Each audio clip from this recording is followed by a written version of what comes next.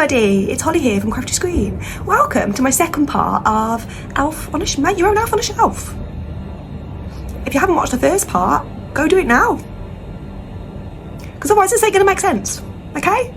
So, I'll just give you a little run through if you can't be bothered to watch me print the elf, okay?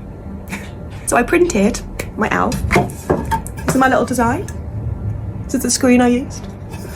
I cut it on vinyl, as you can see, because it was quite a detailed design. The easy option was to cut vinyl and use the vinyl cut method of screen printing, which is, I'm really enjoying it at the minute, actually. I think you can get some really cool results. The screens, you can keep the screen. Like I printed with this the other day and I've got the screen, it's all clean. And I can print it again if I want to, like next year, or if I need to do any more this year, I can screen print my elf. So yeah, so this part, I'm actually filming. I actually filmed on my mum, Teresa. Shout out to my #1 fan, Mama T. So shout out to Mama T, because she did this for me. Because she's so much more better seamstress than me. I'm awful. I'm not gonna lie. Me and sewing machines do not get on.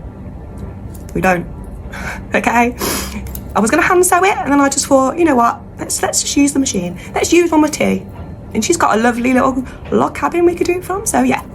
This is me all seeing Mama T do this, her video. I'll show you how she did this, and yeah, I'll come back at the end and show you the end result. See you on the flip side. So lay your elf down flat and cut around him using a pair of craft scissors or fabric scissors.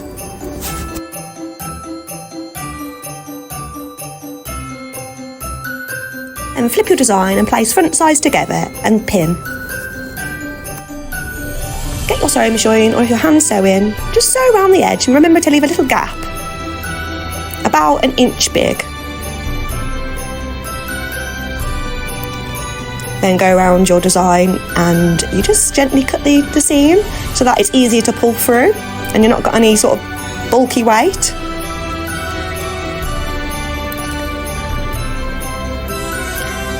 You're just pulling your design through so that the inside is showing on the outside. Using a chopstick or a knitting needle, just gently tease the edges out so that all your design is showing. This is quite a therapeutic part of the process, getting your design all nice and neat. You can then iron it out flat if you want to. And there he is. Ta-da! And we've just stuffed him with some toy stuff in. Remember to stitch up your opening with an invisible stitch. You can find plenty of YouTube videos showing you how you do this. So I'm back. And this is my little elf. Alfred, I've called him. Alfred the elf. Very inventive, I know. So yeah, I think he works out quite well. He's really squashy and cute, and my little boy is going to love him. He will go mad for this. And so will the dog. I'm not going to lie, the dog will love this. I mean, you could probably turn it into a dog chew if you wanted to, but why would you? I screen printed this actually onto an old bag. I don't know whether I mentioned that, but it was onto an old tote bag. You could screen print onto a t-shirt. You could screen print onto some old jeans. You could upcycle anything really. If you've got any sort of material, this is an ideal sort of way of using it up. We stuffed it with toy stuffing. You could kind of use the inside of an old teddy, an old cushion. You could use old scraps of material if you've got a load of that. If you're a seamstress or you like quilt or whatever, you've got loads of scraps, you could use that inside. So yeah, it's a nice upcycling project as well. And the ink we use was water-based, so that's eco.